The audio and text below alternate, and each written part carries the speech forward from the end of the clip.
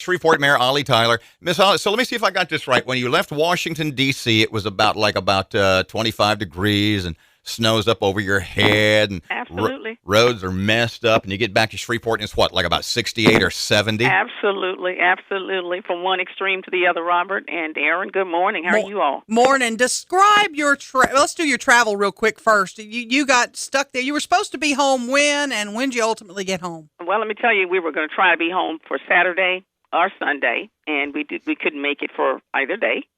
And, of course, we're just glad to be home last night. And, of course, my bags are lost. Don't have those back yet, but that's okay. We're just glad to be home. So your total travel day, because you know how exhausting that can be. Your total travel day yesterday was what, from about 5:30 in the morning until 8 o'clock last night? Let me tell you, I was up and at 'em at 5 yesterday morning and trying to get to the airport, and we finally got there probably at 9 or less, and then had to stand in these long lines. Of course, everybody had to be rebooked. So it was a nightmare, but let me tell you, just getting home was a real pleasure. I'm so little. It would not be like you to do this, and I'm thinking you need to travel more with Erin because she would have pulled the "Don't you know who I am" line. Yeah, do you get to the line and do you go, "I'm the mayor of my city. I need to get home"? No, we don't. We didn't do that because we didn't want anybody else upset. Yeah, I'm with you. Yeah, I'm with you. Well, I managed to get home. I barely made a flight, and I managed to get home a night before you. But you went to D.C. to bring some money home. Do you have a big briefcase full of cash? I don't, but I made a lot of contacts and got a lot of commitments from people who will work with us, and that was the whole idea. Of course, I went basically for the U.S. Congress on Mayors, and was able to spend a lot of time with mayors across the nation, and brought back some great ideas. All my notebook and all information, of course, are all in the bags. But I just had such a productive trip. I feel really good about it. Biggest takeaway from that for you? I think the biggest takeaway from that was the fact that I was able to let state and federal officials know that Shreveport does exist. And like New Orleans and Baton Rouge are not the only two cities in Louisiana. And, of course, even one of the congressmen said to me, now, Mayor Ollie, he called me Mayor Ollie. Now, Mayor Ollie, are you going to be sitting down with the governor? I said, absolutely. I've already had some FaceTime with him. And so he understands having the third largest city in Louisiana. We have a lot of infrastructure needs. We have a lot of other needs that we, feel like we need to be given some priorities in terms of getting resources in. So I was able to go on Capitol Hill and meet with a lot of those federal department heads and let them know what we need. They gave us some great connections about how to get funding and resources to our city and to our whole region, actually. In the days you were there, who did you meet specifically, maybe even another mayor of another city, comparable size or otherwise? Who did you meet that you found really impressive and why? Well, let me tell you, Robert, I don't have my notes with me. Most of them were really impressive. I met with a room full of new mayors, okay?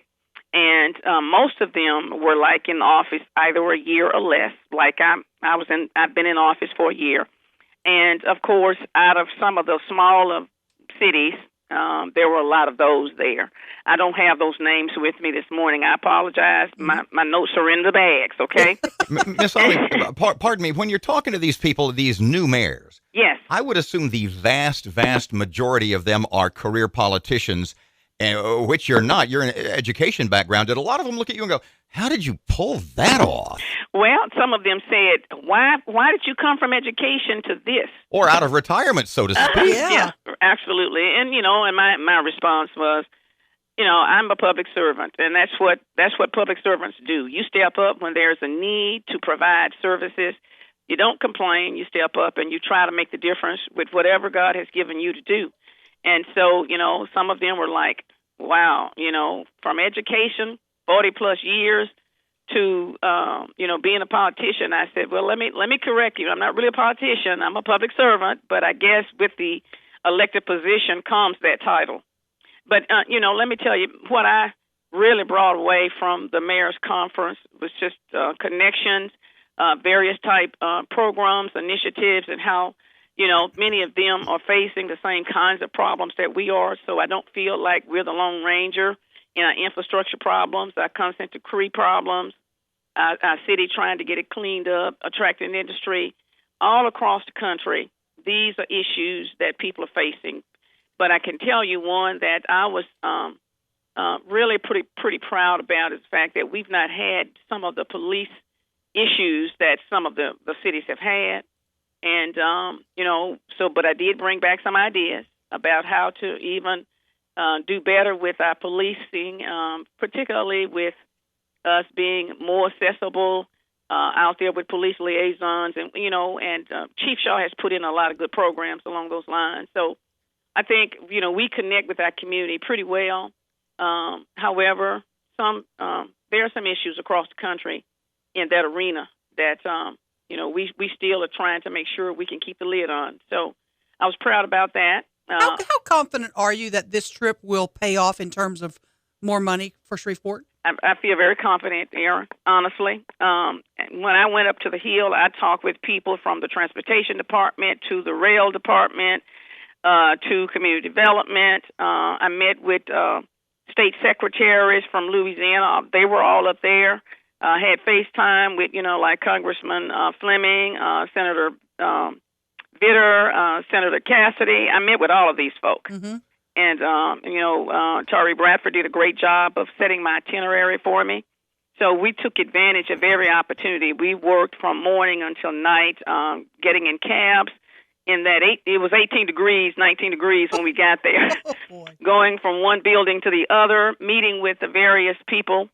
We found that even at the federal level, the department heads really are the people closest to working with the regions around the country.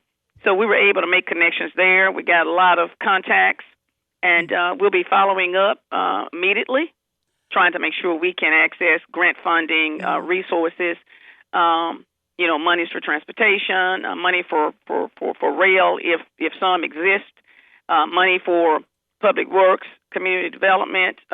We were able to bring back a lot of things that we're going to be following up on immediately. Nothing like flying back in over Cross Lake, though, is there? Nothing. Erin, I was so very glad to see Cross Lake. Miss Ollie, one more quick point. Shreveport Mayor Ollie Tyler, thank you very much, by the way. One more quick thing.